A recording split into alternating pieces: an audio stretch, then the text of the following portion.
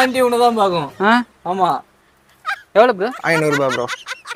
500 நீங்க கேட்ட பட்ஜெட்டே இருக்கும். ஆமா ப்ரோ. ஜெட்டி எப்படி போடுவது இல்ல?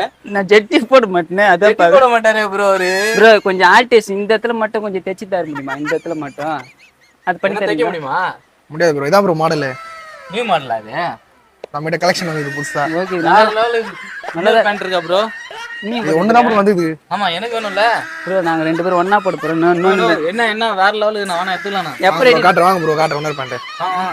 அதான் ஒண்ணு.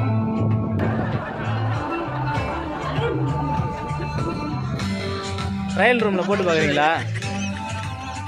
சார் இத